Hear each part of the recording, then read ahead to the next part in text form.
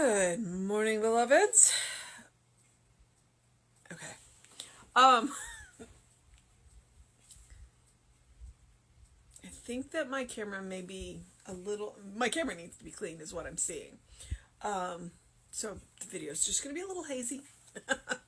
It was, today I got to go for a bike ride and it was muggy and it was hot and it's that muggy hot, it's going to storm all day. So, and a couple of times it did rain on us and we were like, should we go home? And both times we were like, no, we're just gonna, and we rode out of the little sprinkle spot. So, yeah, the weather could be interesting. We're at a risk of strong storms or severe storms, and we're at a risk of hail, and and you know the way the weather is. It may not even rain where we are. We'll see. We'll see. I do hope to get a little bit of rain. I hope not to get strong storms. So, yeah. But, muggy. That's why my hair's flat today, because it's still wet from being out in the humidity of oncoming storms. But,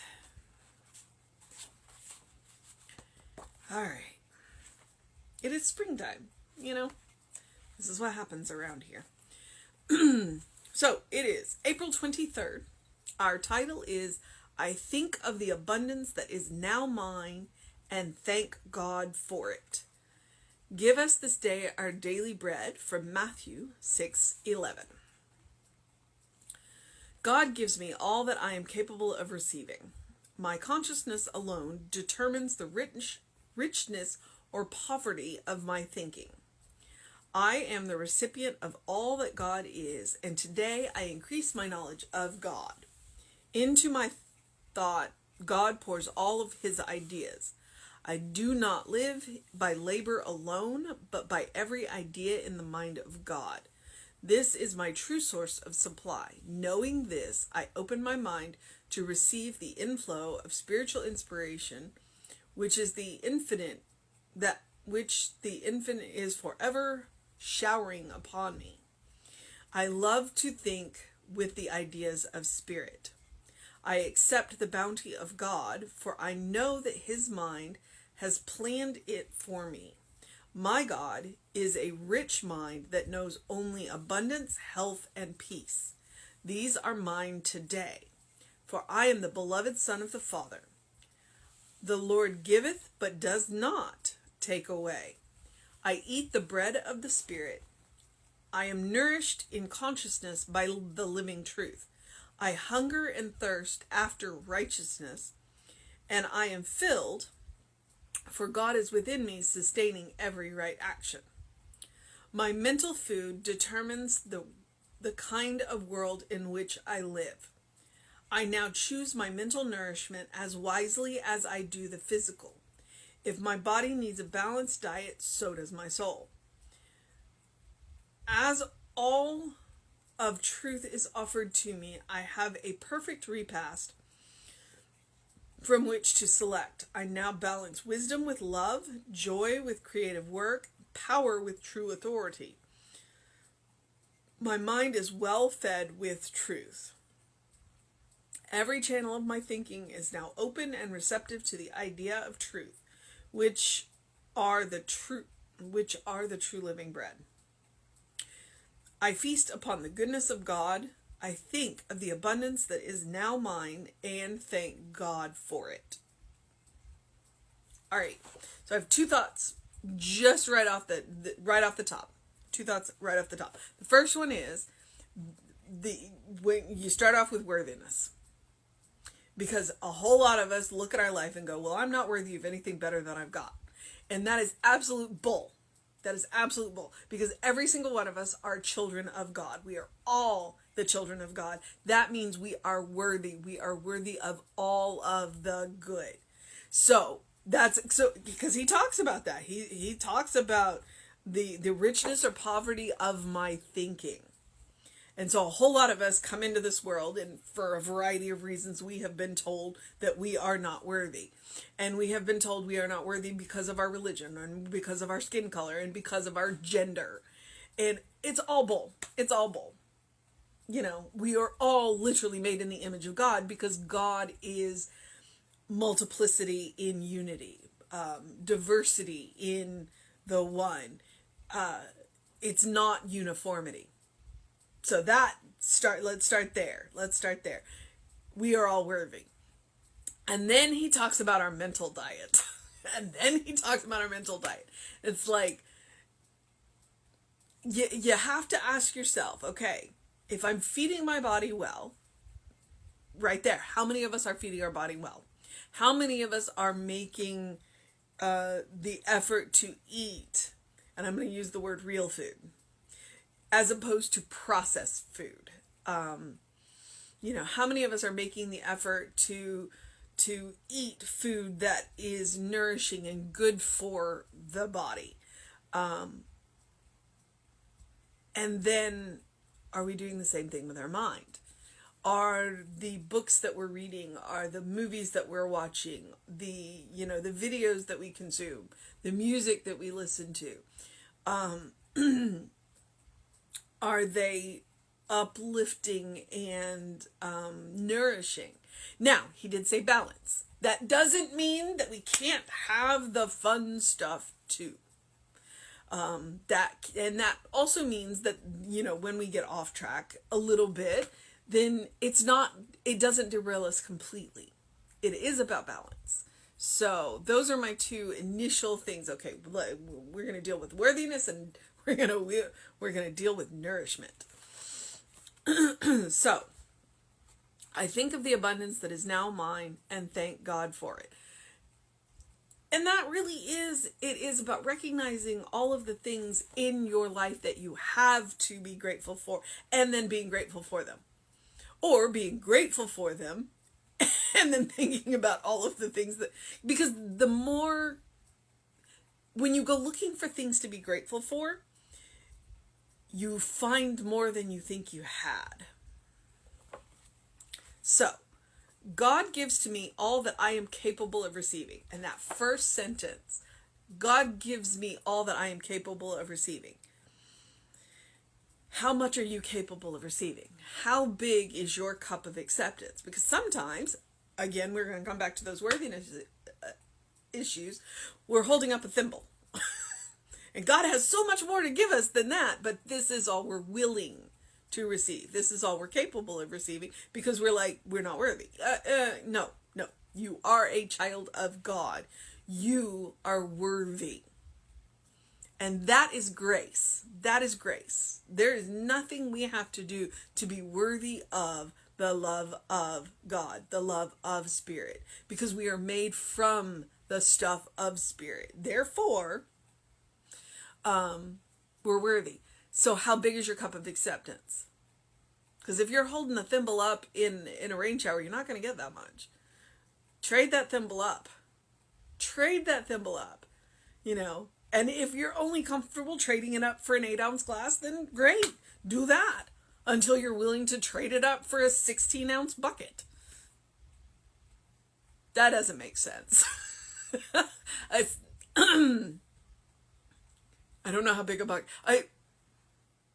16-liter bucket? Okay. You know what I mean. Occasionally I say things that don't make sense.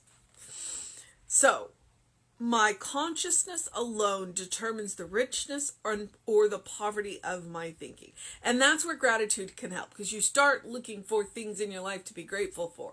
And you start looking and going, wow, I've got a lot more than I thought I did. And it helps to break you out of that poverty thinking. And then also bear in mind, we're not talking about stuff. Yeah, you can, I'm not saying not to be grateful for stuff. I'm not saying you can't have stuff. But the richness of your life is so much more than stuff. The richness in your life is people and experience and events and, creativity, the things that you do. I am the recipient of all that God is, and today I increase my knowledge of God. The more I know God, the more I know myself. The more I know myself, the more I know God. Into my thought, God pours all of God's ideas. I do not live by labor alone. I do not live by labor alone. You do not live by labor alone. But by every idea in the mind of God. It's not just labor. We are not automatons. We were not sent here just to work. I'm not saying we weren't sent here to work. I'm saying we were sent here to do a whole lot of different kinds of work. And some of it doesn't look like work. Some of it looks like play. And some of it looks like art. And some of it looks like creativity. And some of it just looks like fun. This is my true source of supply. Knowing this, I open my mind to receive the inflow of spiritual inspiration, which the infinite is forever showering upon me. It's like I am always standing in the flow of all of these ideas. The question is one, how big is my cup of acceptance? Maybe I want to have a swimming pool of acceptance today. And that's my option. And maybe tomorrow I'm just going to have a thimble. I can change my mind. You know, sometimes I'm just a little overwhelmed and need to draw back my cup of acceptance because I'm being overwhelmed by the ideas. And some days I want all the ideas. But the amazing thing is I can have all of the ideas I want and it doesn't take ideas away from anybody else. So I can have a swimming pool of acceptance and you can have a swimming pool of acceptance. Everybody can have a swimming pool of acceptance. But it's okay if you choose to have a cup of acceptance or a bucket of acceptance. That's up to you. I love to think with the ideas of spirit. And frequently, when you hit that point of, I don't know what to do, that's where you go. You go to, let me think with the ideas of spirit. I may not know the answer, but I know something that does. And so I'm going to go there. And I'm going to go there and I'm going to listen. And I'm going to open up my consciousness. And maybe right then and there, I'll get whatever the idea is that I'm looking for. Or maybe what happens is because I'm receptive, I move out into the world and somebody says something to me and then I go, there it is. Spirit can bring us these ideas in such a multitude of ways. Why close off any of them? I accept the bounty of God, for I know that God's mind has planned it for me. My God is a rich mind that knows only abundance, health, and peace. My God, our God, the God, is a rich mind that knows only abundance, health, and peace. Everything's included in those three words. These are mine today, for I am the beloved child of Spirit. These are yours today because you are a beloved child of God. The Lord giveth, but does not taketh away. How many times have we heard the Lord giveth and the Lord taketh away? Yep, nope. The Lord giveth, but the Lord does not take away. The Lord never takes away. It might change. It might look different. It might evolve. But God doesn't ever take it away. God does not ever take it away. And if we can let go of that idea, then our idea of God will expand. Because I've heard that before. The Lord giveth and the Lord taketh away. That's not the God. That's not the God. That's not the Spirit. That is not the mind that we know.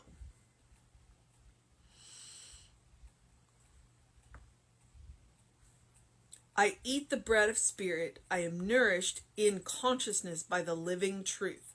I hunger and thirst after righteousness, and I am filled, for God is within me, sustaining my every right action. Where is God? Well, the answer is right here. Right here. And everywhere around me. There's nowhere that I look that God is not. There is nowhere that I go that God is not. And that's the same for you. There's nowhere that you go that God is not. because you carry God with you all the time. That divine spark that you are, that's God. That also means you're never alone. Ever. My mental food determines the kind of world in which I live. My mental food determines the kind of world in which I live. And I'm not saying not to read sad things, and I'm not saying not to read, because sometimes we read that stuff because we need a break. And sometimes we read the angry stuff because we got stuff to do. And it gives us the fire to do it. But I'm saying to remind yourself, if you're seeing a little too much of something in your life that you don't like, go back and look at what your mental diet is. And maybe change it up a little bit. I now choose my mental nourishment as wisely as I do the physical. I now choose. Statement of fact. If my body needs a balanced diet, so does my soul. That means that everything in moderation. I don't watch horror movies because I don't have the stomach for it. I don't need that in my life. I don't want my world to reflect that. So I am one who knows I cannot imbibe in that. Now, rom-coms on the other hand, I'm all there. So, but this is me. Other people are different. What makes a balanced diet for my soul is different. And everybody gets to decide for themselves. And how their world outpictures will tell them how well their diet is doing. As all of the truth is offered to me, I have a perfect repast from which to select. It's all on the table. I get to pick what's best for me. It's all on the table. You get to pick what's best for you. I now balance wisdom with love, joy with creative work, and power with true authority. Balancing. My mind is well fed with truth. Every channel of my thinking is now open and receptive to the idea of truth, which are the true living bread. I feast upon the goodness of God. And that's about gratitude. It's like every time we're grateful for something, we're feasting upon the goodness of God. Because there's very little that feels as good as being grateful. And grateful is just another word for love. I think of the abundance that is now mine and thank God for it. It's not just about stuff. All right. So, yeah. Our mission today, should we choose to accept it, is to choose our mental nourishment as wisely as we do our physical. There was a whole bunch of missions in there, but I like that one the best. So, to choose our mental diet as wisely as possible. And it doesn't mean you just read sacred texts. It means that you read sacred texts and you watch rom-coms. It means you do the heavy, you make you think, and the light fluffy. It's about balance.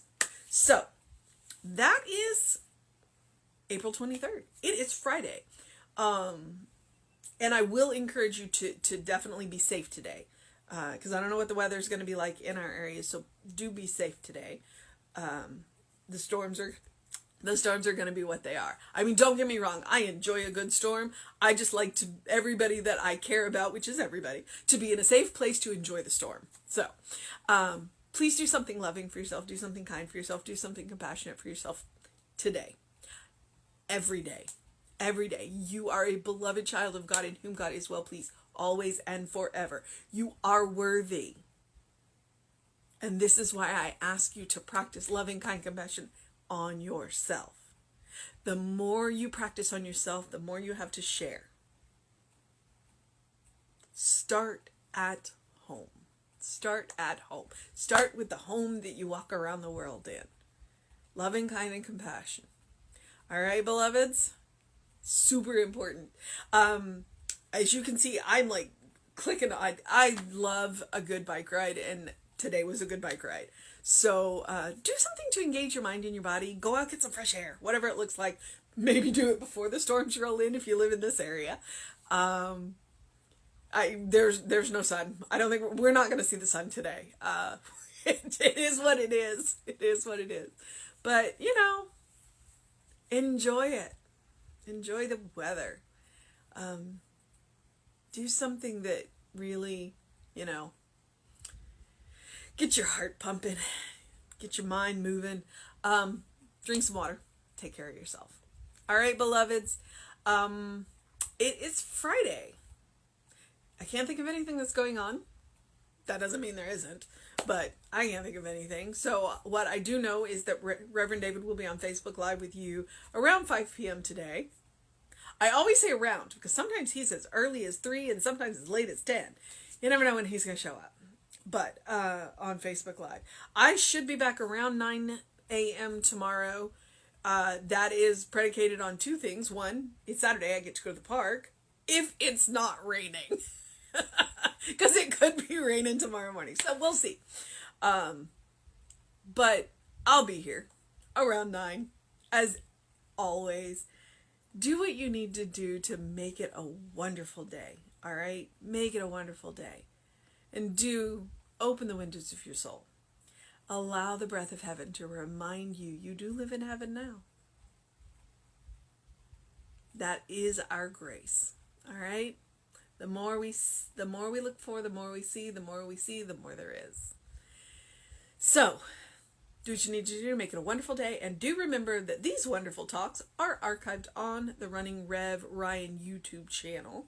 And I did get our Amazing Soul Session with Iris Jones, who is a 16-year-old amazing young lady, up on the Creative Life Spiritual Center YouTube channel. So if you didn't get to watch that, please go check her out. There is very little difference between the Facebook Live and the YouTube channel. That's the good thing. All I had to do was edit out just that little awkward part in the beginning when they didn't know they were live. And so they were doing mic checks. That's it. Other than that, same thing. So please, it's a really wonderful one, especially for young women. Please feel free to share that with anybody that you know. All right, beloveds, have a wonderful day. Oh, that one's archived under Soul Sessions.